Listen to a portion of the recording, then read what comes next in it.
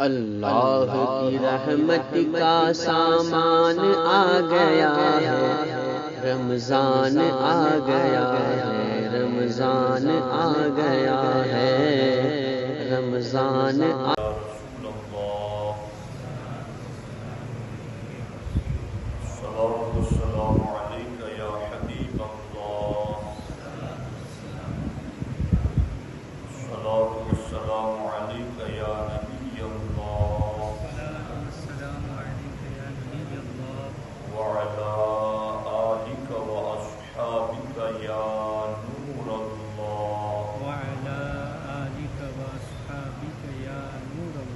صلی اللہ تعالی علیہ وسلم۔ دوستان محترم، ہمارے آقا حضور سید المرسلین صلی اللہ علیہ وآلہ وسلم اپنی امت پر کمال مہربان قیامت تک کے لیے امت کی ہلاکت کن باتوں میں پڑھنے سے ہوگی اور امت کی نجات کن باتوں سے ہوگی، اللہ کے رسول صلی اللہ علیہ وسلم وہ سب کچھ بتا کر کے تشریف لے گئے۔ نجات دینے والی تین چیزوں میں سے اللہ کے رسول صلی اللہ علیہ وآلہ وسلم نے پہلی چیز کا ذکر کرتے ہوئے فرمایا فَتَقْوَى اللَّهِ فِي السِّرِّ وَالْعَلَانِيَّةِ، ظاہر میں اور پوشیدگی میں دونوں حالتوں میں اللہ سے ڈرنا، یہ مومن کو نجات دینے والی چیز ہے۔ دوستان محترم، ہر شخص کی زندگی کے دو معاملات ہوتے ہیں، ایک اس کا لوگوں کے سامنے لائف سٹائل ہوتا ہے اور ایک اس کا لوگوں کی نگاہوں سے خانگی اور خفیہ معاملات ہوتے ہیں۔ تو اب تو حالات یہ ہیں کہ پوشیدگی اور خفیہ میں اللہ سے ڈرنا، یہ تو کجا اعلانیہ بھی لوگ بے باکی اور جرأت کر رہے ہیں، جبکہ امت سے اللہ کے رسول علیہ السلام نے اس بات کا تقاضا فرمایا ہے کہ تم ظاہر میں بھی اور پوشیدگی میں بھی دونوں حالتوں میں تمہارے دل میں اللہ کا خوف ہوگا، تبھی اللہ تبارک و تعالیٰ تمہیں نجات عطا کرے گا۔ دوستان محترم، قرآن مجید کو اس حوالے سے جب ہم پڑھتے ہیں اور احادیث طیبہ کو پڑھتے ہیں تو اس میں ایک عجیب روشنی ہمیں نظر آتی ہے۔ ابھی چند دنوں پہلے بچوں نے سورہ یوسف کی تلاوت کی، آپ اس میں دیکھیں کہ حضرت یوسف علیہ السلام کو زلیخا لے کر دروازے بند کر کر کے انہیں ایک تنہائی میں لے جا کر کے وَلَقَدْ هَمَّتْ بِهِ اور ان کی طرف مائل ہوئی، تو حضرت یوسف علیہ السلام نے اس تنہائی میں جہاں کئی مرتبہ دروازوں کو لاک کیا گیا اور تیسرا کوئی انسان دیکھنے والا نہیں تھا، مگر اس تنہائی اور پوشیدگی میں بھی اللہ کے جلیل القدر پیغمبر نے ارشاد فرمایا قال معاذ اللہ، میں اللہ کی پناہ چاہتا ہوں اس بات سے جس کی طرف تم مجھے بلا رہی ہو، اور آپ اس گناہ سے اپنا دامن بچا کر بھاگے، اور جب آپ بھاگے تو آپ کا دامن پیچھے سے زلیخا نے پکڑ لیا اور دامن پیچھے سے پھٹ گیا۔ ابھی آپ بھاگ کر کے دروازے سے باہر ہی جا رہے تھے، لدل باب، قرآن کہتا ہے دروازے کے پاس ہی عزیز مصر جو زلیخا کا شوہر تھا وہ موجود تھا۔ جب زلیخا نے دیکھ لیا کہ میرے شوہر نے دیکھ لیا تو انہوں نے فوراً یہ کہا کہ اس شخص کی سزا کیا ہوگی جو تمہارے حرم میں میرے پیچھے دوڑ رہا ہے۔ حضرت یوسف علیہ السلام نے اس وقت ایک چھوٹا بچہ جو دودھ پیتا تھا، آپ نے کہا کہ یہ گواہی دے گا اس بات کی کہ میں پاک اور بری الذمہ ہوں۔ اس وقت اس چھوٹے بچے نے گواہی کے اندر کون سے لفظ ذکر فرمائے تھے؟ کہا کہ یہ دیکھو کہ یوسف علیہ السلام کا دامن آگے سے پھٹا ہوا ہے یا پیچھے سے پھٹا ہوا ہے۔ اگر آگے سے پھٹا ہوا ہے تو یوسف علیہ السلام پر گناہ کا الزام، اور اگر وہ پیچھے سے پھٹا ہوا ہے تو پھر زلیخا کی طرف اس کی نسبت ہوگی۔ دیکھا گیا تو وہ دامن پیچھے سے پھٹا ہوا تھا۔ اس سے پتہ چلا کہ ایک پیغمبر کی تعلیمات ہم تک یہ پہنچتی ہیں کہ تمہاری طرف اگر کوئی عورت لپکتی بھی ہے تو تمہیں اس سے دامن چھڑا کے بھاگنا ہے اور تمہیں بچانے کی اپنے آپ کو کوشش کرنا ہے۔ تو ذمہ داری زیادہ اس حوالے سے مرد کو بھی دی گئی ہے کہ تمہیں اپنا دامن بچانا ہے ان سے۔ اور ہمارے آقا علیہ السلام فرماتے ہیں سبعۃ یظلھم اللہ تعالی فی ظلہ یوم لا ظل الا ظلہ۔ سرکار فرماتے ہیں قیامت کے دن جب کوئی سایہ نہ ہوگا، اس وقت اللہ میری امت کے 7 لوگ ایسے ہوں گے جنہیں عرش کا ٹھنڈا سایہ عطا کرے گا۔ ان 7 لوگوں میں سے ایک شخص سرکار فرماتے ہیں رجل دعته امرأة صاحب منصب و جمال فقال انی اخاف اللہ۔ سرکار فرماتے ایک وہ شخص جسے کسی ایسی عورت نے گناہ کی طرف دعوت دی، صاحب منصب و جمال، جو مالدار بھی ہیں اور حسن و جمال والی بھی ہیں، دونوں چیزیں اس میں ہے، دعته اور وہ بلائے گناہ کی طرف، اور اس وقت بندہ یہ کہے انی اخاف اللہ، مجھے تیرے پاس آنے سے اللہ کا ڈر لگتا ہے۔ سرکار فرماتے ایسے شخص کو اللہ قیامت کے دن عرش کا ٹھنڈا سایہ عطا فرمائے گا۔ تو غور کیجیے آپ کہ اللہ سے ڈرنا ظاہر میں بھی اور باطن میں بھی، دونوں اعتبار سے اللہ کا خوف دل کے اندر داخل کرنا ہے۔ اگر کوئی کسی کی دکان پر ہے اور کوئی کسی کے یہاں کام پر ہے تو یوں نہیں کہ کوئی مجھے دیکھ رہا ہے تبھی میں اپنے آپ کو خیانت سے بچاؤں، اور کوئی نہیں دیکھتا تو میں خیانت کر لوں۔ اللہ تبارک و تعالیٰ قرآن مجید میں ارشاد فرماتا ہے، اللہ تبارک و تعالیٰ وہ ہیں جو آنکھوں کی خیانت کو بھی جانتا ہے، یعلم خائنۃ الاعین وما تخفی الصدور۔ اور میں یہ سمجھتا ہوں کہ دنیا کے اندر آپ نے جگہ جگہ دیکھا ہوگا، ہاسپٹل میں، ایئرپورٹ پر، کہ آپ کیمرے کی نگاہ میں ہو، کیمرے کی آنکھ آپ کو دیکھ رہی ہے۔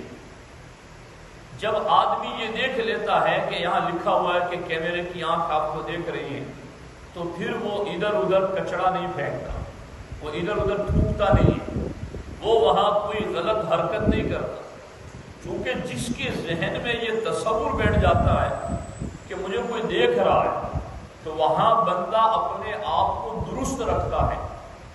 مومن کا تو ہر گھڑی یہ ایمان ہے کہ اللہ کھلے چھپے سب کو ہر گھڑی دیکھ رہا ہے۔ اور پھر رمضان میں روزہ تو اس کی پریکٹیکل ہمیں تربیت کراتا ہے۔ کیسے؟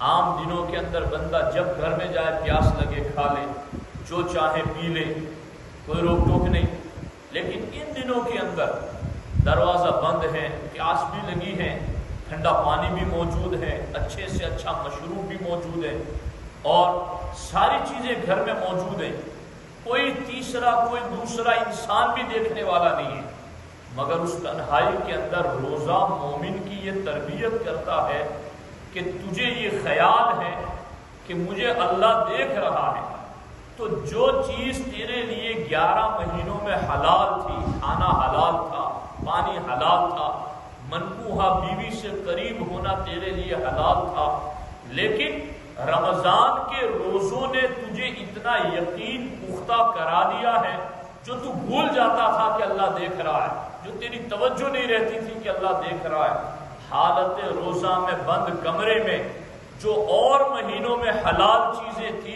وہ بھی تو نے اپنے اوپر روزے کی حالت میں حرام کر لی ہے، اس لیے کہ تیرا تصور پختہ ہو گیا کہ تجھے اللہ دیکھ رہا ہے۔ تو پھر جب ایک مہینے خدا دیکھ رہا ہے، وہی خدا 11 مہینے بھی دیکھ رہا ہے۔ روزہ ہماری یہ تربیت کر رہا ہے، اس لیے اللہ کا خوف چھپے ظاہر دونوں کے اندر ہو تو بندے کو نجات مل جاتی ہے۔ اب اسی پر اگر بات کروں تو بات لمبی ہو جائے، مگر میں صرف 7 چیزیں ذکر کرنا چاہتا ہوں۔ امام اہل سنت امام محمد رضا محدث بریلوی علیہ رحمہ فرماتے ہیں کہ تقویٰ یعنی اللہ سے ڈرنے کی 7 قسمیں ہیں۔ فرماتے ہیں سب سے پہلی قسم کفر سے بچنا، یہ تقویٰ کی پہلی علامت، اور یہ ہر مسلمان کو حاصل ہے۔ دوسری قسم تقویٰ کی بد مذہبی سے بچنا، اور یہ ہر سنی کو نصیب ہے۔ تیسرا ہر کبیرہ سے بچنا۔ چوتھا صغائر سے بھی بچنا، صغیرہ گناہوں سے۔ پانچواں شبہات سے بچنا، شبہ والی چیزوں سے بچنا۔ چھٹا شہوات سے بچنا، غلط ناجائز شہوات سے بچنا۔ ساتواں غیر کی طرف نظر اٹھانے سے بچنا، اور یہ اخص الخواص کا منصب ہے، اور قرآن عظیم ان 7 مرتبوں کی ہدایت کرتا ہے۔ یعنی اللہ سے ڈرنے کی یہ 7 قسمیں ہیں۔ اگر کسی نے کلمہ پڑھ لیا ہے تو یہ بھی اللہ سے ڈرنا ہی ہے، جس کی وجہ سے اس نے کفر کو چھوڑ دیا ہے۔ اگر کسی نے بد مذہبیت سے اپنے آپ کو بچا لیا ہے تو یہ بھی اللہ سے ڈرنا ہی ہے کہ اس نے گمراہیت سے اپنے آپ کو بچا لیا ہے۔ اگر کسی نے کبیرہ سے اپنے آپ کو بچایا تو یہ اللہ سے ڈرنا ہی ہے۔ صغیرہ سے بچایا یہ اللہ سے ڈرنا ہی ہے۔ شبہات سے بچایا ہے یہ اللہ سے ڈرنا ہی ہے۔ شہوات سے بچایا ہے یہ اللہ سے ڈرنا ہی ہے۔ حتیٰ کہ اللہ کے علاوہ کسی اور کی طرف نظر اٹھانے سے بھی بچانا، یہ بھی خاص لوگوں کا تقویٰ، اور یہ بھی اللہ سے ڈرنا ہی ہے۔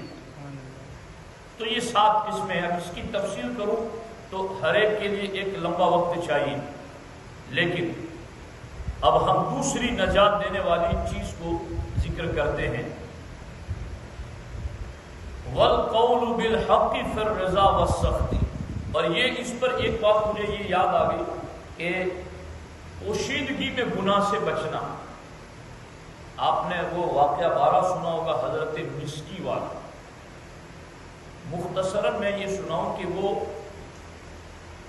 ان کے والد صاحب نے ان کو ایک کپڑے بیچنے والے کی دکان پر رکھ دیا، بہت شرمیلے تھے۔ ان کو کہا گیا کہ میری دکان پر بھیج دو تو خرید و فروخت کا معاملہ ہوگا تو کچھ ان کی شرم ٹوٹ جائے گی۔ تو ان کو دکان پر خرید و فروخت کے لیے رکھا۔ تو ایک بوڑھی عورت آئی اور اس نے بہت سارے کپڑے خریدے، اور اس کے بعد کہا کہ اس جوان کو کہو کہ یہ کپڑے اٹھا کر کے میرے گھر تک پہنچا دے۔ انہیں حکم دیا گیا، وہ کپڑے اٹھا کر کے گھر تک پہنچانے کے لیے گئے، اور جب دروازوں سے گزرتے گزرتے اندر گئے تو کپڑے کا گٹھر وہاں اتارا تو وہاں دیکھا کہ وہاں ایک خوبصورت عورت ہے جس نے حضرت مسکی کو اپنی طرف مائل کیا اور گناہ کی دعوت دی۔ اب وہاں بھی کوئی تیسرا انسان نہیں تھا، اور وہ جوان بھی تھے، خوبصورت بھی تھے، سامنے عورت بھی امیر خوبصورت، لیکن جس کے دل میں اللہ کا ڈر ہو تو پھر اس کے لیے گناہ سے بچنا آسان ہو جاتا ہے، اور اسے پھر اس پر نعمتیں بھی ملتی ہیں۔ جب ان کو گناہ کی طرف مائل کیا تو انہوں نے بچنے کی تدبیر سوچی کہ میں اب بچوں کیسے۔ اس عورت نے یہ بھی کہا کہ اگر میں نے جیسا کہا ویسا تم نے نہ کیا تو میں چلاؤں گی کہ یہ مجھ سے غلط کام کرنا چاہتا ہے، لوگ تجھے ماریں گے۔ اب ایسی دھمکی بھی دی گئی۔ ایسی حالت میں گناہ سے بچنے کی تدبیر سوچنے لگے کہ میں بچوں کیسے۔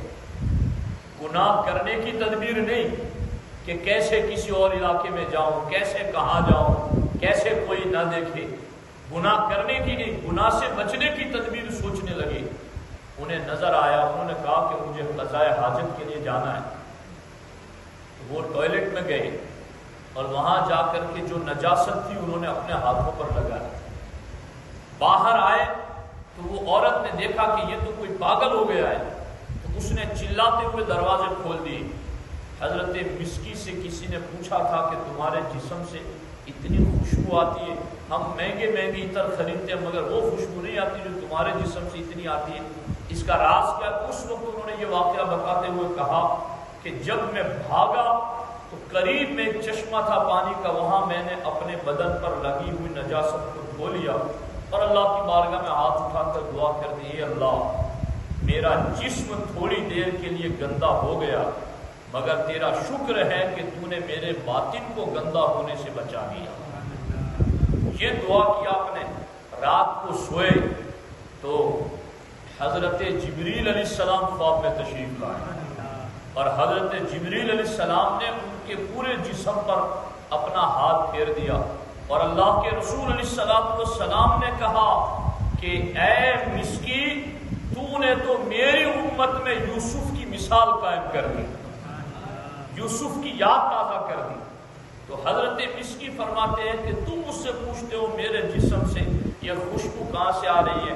وہ تنہائی میں اللہ کے ڈر سے میں نے گناہ چھوڑا، جبریل نے خواب میں جسم پر ہاتھ پھیرا، تب سے میرے جسم پر یہ خوشبو آ رہی ہے۔ میں نے تو کوئی عطر نہیں لگایا، نہ کوئی خریدا ہے۔ تو دیکھو تنہائی میں اللہ سے ڈرنے کی وجہ سے کس قدر زیادہ انعام ملتا ہے۔ گناہ سے بچنا اس کے لیے آسان ہے جس کے دل میں اللہ کا خوف ہے۔ دوسری چیز، وَالْقَوْلُ بِالْحَقِّ فِي الرِّضَا وَالسَّخْطِ، اللہ کے رسول علیہ السلام نے فرمایا خوشی اور غمی دونوں حالتوں میں حق بات ہی بولنا، یہ نجات دینے والی چیز ہے۔ خوشی آ جائے یا غم آ جائے، دونوں حالتوں میں ہمیں حق ہی بولنا ہے۔ کبھی کبھی عورتوں میں یہ معاملات بہت خاص طور پر دیکھے جاتے ہیں اور انہیں اپنی اصلاح کرنے کی بہت زیادہ ضرورت ہے کہ جب کسی کا انتقال ہو جاتا ہے، جب کسی عزیز رشتہ دار کا دنیا سے رخصتی کا معاملہ ہوتا ہے تو ان کی زبان سے ایسے لفظ نکلتے ہیں کہ معاذ اللہ رب العالمین، کبھی کبھی وہ کفر بھی ہو جاتے ہیں۔ تو اللہ سے ناراضگی کے جملے بولنا، اللہ کی تقدیر اور فیصلے پر اعتراض کرنا، تو ایسا لفظ چاہے خوشی ہو چاہے غم ہو، ہمیں کسی حال میں بھی حق بولنا نہیں چھوڑنا چاہیے۔ اور یہ تو غم کا معاملہ تھا، باقی کسی کی صلح کرانے کے لیے جائے، میاں بیوی کے معاملات ہو، کسی کاروباری لوگوں کے اندر معاملات میں صلح کرانے کے معاملات ہو، پڑوسیوں کے معاملات ہو، بھائیوں کی زمین جائیداد کی تقسیم کے معاملات ہو، تو کوئی بھی معاملہ ہو، ہمیں ہر حال میں اللہ کے رسول علیہ السلام نے فرمایا تم خوشی غمی دونوں حالتوں میں اگر حق بولو گے تو اللہ تمہیں نجات عطا فرمائے گا۔ تو یہ نجات کا نسخہ ہے کہ حق بات بولنا ہے، بالخصوص باطل فرقوں کے مقابلے میں حق بولنا۔ یہ ہمیں ہر دور کے اہل حق سے بطور وراثت ملا، اور بالخصوص کربلا کی سرزمین پر اہل بیت اطہار نے اتنی عظیم قربانیاں دے کر کے حق کا کلمہ جو بلند کیا ہے۔ امام حسین سے پوچھا گیا کہ تمہیں پتہ نہیں ہے کہ تمہارے ساتھ کیا ہونے والا ہے؟ کہا مجھے خوب پتہ ہے کہ میرے ساتھ ہونے والا کیا ہے، مگر قیامت تک آنے والی نانا جان کی امت کے لیے حق بات بولنے والا کوئی آئیڈیل تو ہونا چاہیے۔ وَلَكُمْ فِيَّ أُسْوَةٌ، قیامت تک کے لیے میری زندگی باطل کے مقابلے میں ڈٹ کر کھڑے ہو کر حق بولنے کی ایک مثال ہے۔ لوگوں کو قیامت تک اگر رہنمائی ملے گی تو میری زندگی ان کو سہارا دے گی اور انہیں حق بولنے کا سلیقہ اور حوصلہ عطا کرے گی۔ آپ ہر دور میں امام احمد ابن حنبل کو دیکھ لیں، انہیں بازار میں نکال کر کوڑے لگائے جاتے۔ کبھی کبھی ہمارے علماء مبلغین کام کرنے والے اگر اس طرح کے حالات ناسازگار دیکھیں تو ہمت اور حوصلے کو پست نہ کریں۔ ہم پر تو آزمائشیں ہی کیا آ رہی ہیں، ہم تو چھوٹے بہت ہیں، اس لیے آزمائشیں بہت چھوٹی آتی ہیں، مگر ہمارے بڑے جتنے بڑے تھے آزمائشیں ان پر اتنی ہی بڑی آئی ہیں۔ امام احمد ابن حنبل آج پوری دنیا میں ان کی فقہ کو ماننے والے بازار میں نکال کر ننگی پیٹھ پر کوڑے لگائے جاتے، انہیں کہا جاتا کہو کہ قرآن اللہ کی مخلوق ہے، امام احمد ابن حنبل پھر بھی سر بلند کر کے کہتے قرآن مخلوق نہیں، قرآن کلام الہی اور صفت الہی ہے۔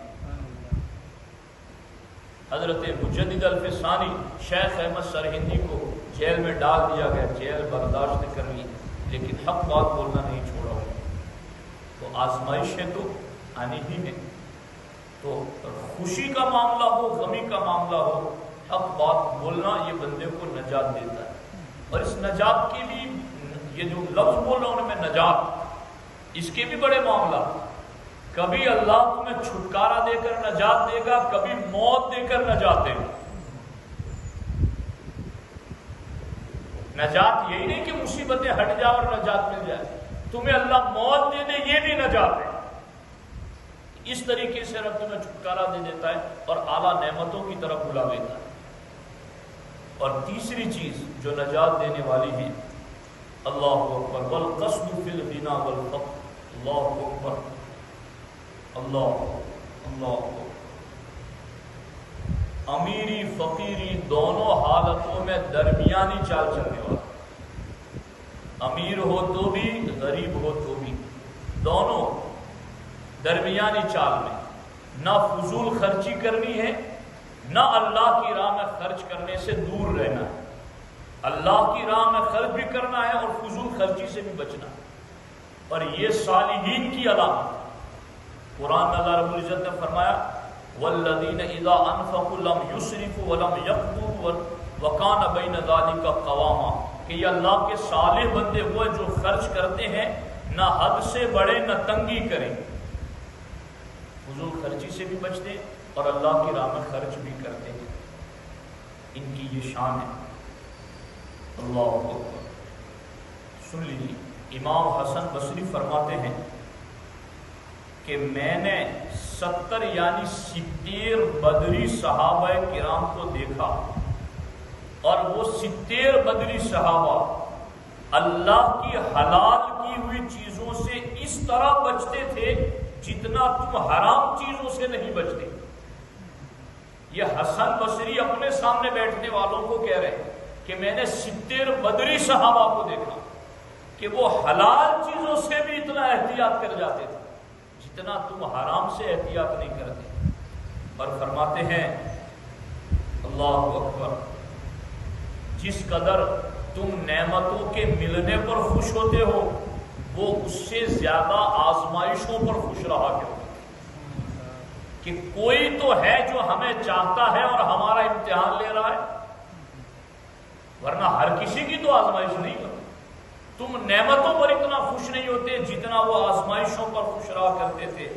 اور اب جملہ سننا اگلا، فرماتے ہیں اگر تم انہیں دیکھ لیتے، حسن بصری اپنے دور کے لوگوں کو کہہ رہے ہیں، حالانکہ وہ مولا علی کے خلیفہ، مولا علی کے شاگرد، ام المومنین کا دودھ پیا جنہوں نے، حضور کے رضائی شہزادے ہیں، اتنا بڑا مقام، لیکن فرماتے ہیں اے لوگوں اگر تم انہیں دیکھ لے تو بدری صحابہ کو، تو تم انہیں سمجھتے کہ یہ تو مجنون اور دیوانے ہیں دین کے۔ اب آج ہم بھی یہ چیز دیکھتے ہیں، کبھی کبھی جب ہم دین پر سختی کے ساتھ عمل کرتے ہیں تو کہتے ہیں تم پگلا گئے ہو، تم اس طرح کی باتیں کر رہے ہو، اس طرح کی باتیں کر۔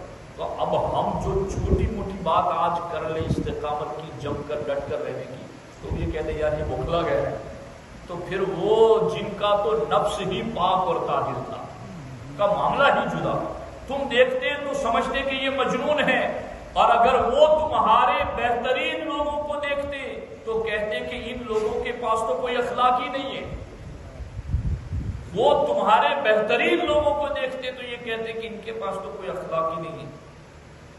اللہ اکبر۔ اور تم میں سے برے لوگوں کو دیکھتے تو کہتے کہ ان کا تو قیامت پر ایمان ہی نہیں ہے۔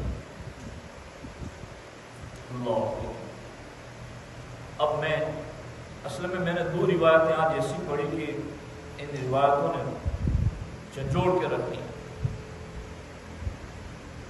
دونوں اتنی لمبی ہے کہ ان دو روایتوں کے لیے ہی اصل بات کا ایک مستقل وقت چاہیے۔ میں مختصراً عرض کر دیتا ہوں یہ صحابہ کرام کیسے تھے۔ اللہ، حضرت فاروق اعظم نے حضرت سعید بن عامر کو حمص کا گورنر بنایا، اور اس کے بعد حضرت عمر جب حمص تشریف لے گئے تو آپ نے حمص والوں کو بلا کر پوچھا کہ حمص کا گورنر جو سعید بن عامر ہے وہ کیسے ہے تمہارے درمیان؟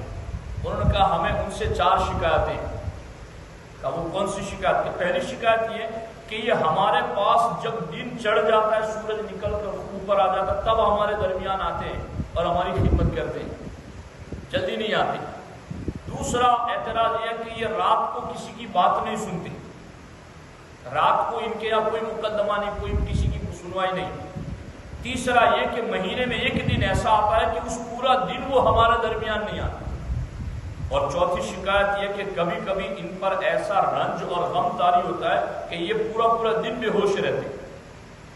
حضرت عمر نے بلایا حضرت سعید بن عامر کو اور لوگوں کے درمیان پوچھا کہ یہ ہمارے پاس دن چڑھے بہت لیٹ آتے ہیں۔ حضرت سعید بن عامر نے کہا کہ ان کی بات صحیح ہے، مجھے یہ بات بتاتے ہوئے شرم آتی ہے، لیکن آپ امیر المومنین نے بتانا ضروری ہے۔ گورنر ہے پورے حمص کے، لیکن کہا کہ میں ان کے پاس صبح کو لیٹ اس لیے آتا ہوں کہ میرے پاس کوئی خادم نہیں ہے، میں خود آٹا پیستا ہوں، پھر اسے خود بھون کر روٹی پکاتا ہوں، اس کے بعد وضو کر کے ان کے پاس آتا ہوں، اس لیے مجھے اتنی تاخیر ہو جاتی ہے۔ دوسری بات، یہ رات کو ہمارے مسائل نہیں سنتے۔ حضرت عمر کے پوچھنے پر سعید بن عامر نے کہا کہ میں نے دن کو مخلوق کے لیے خاص کر لیا ہے اور رات کو خالق کے لیے خاص کر لیا ہے، میں رات بھر اللہ کی عبادت کرتا ہوں۔ تیسری شکایت کہ مہینے میں ایک دن ایسا آتا ہے کہ یہ ہمارے پاس تشریف نہیں لاتے۔ حضرت عمر کے پوچھنے پر سعید بن عامر نے کہا حضور میرے پاس کوئی خادم نہیں ہے، اور مہینے میں ایک مرتبہ میرے پاس ایک ہی جوڑی کپڑا ہے، اور مہینے میں ایک مرتبہ میں اس کو دھوتا ہوں، تو پورا دن اس کو چونکہ سوکھنے میں زیادہ وقت لگ جاتا ہے، تو جب تک وہ سوکھتا نہیں تو اس لیے میں باہر کیسے آ سکتا ہوں؟ میرے پاس ایک لباس کے سوا دوسرا کوئی لباس نہیں ہے، اور میں کپڑے سوکھنے کے انتظار کے اندر رہتا ہوں، اور اسی طرح سے میرا وہ دن چلا جاتا ہے۔ مہینے کے اندر ایک دن، لباس ایک، گورنر ہے پورے حمص کے۔ ہم تو کن خوش فہمیوں میں، خوش مستیوں میں اور طاقت دنی میں پڑے ہوئے، رب کی دی ہوئی نعمتوں کو ان بزرگوں کی زندگی میں باز آ جاؤ، بچاؤ اپنے آپ۔ چوتھی چیز پوچھی کہ تمہارا معاملہ یہ کہ تم بے ہوش ہو جاتے ہو؟ انہوں نے کہا ہاں۔ اے کاش میں بن جاؤں مدینے کا مسافر، اے کاش میں بن جاؤں مدینے کا مسافر، پھر روئی ہوئی طیبہ کو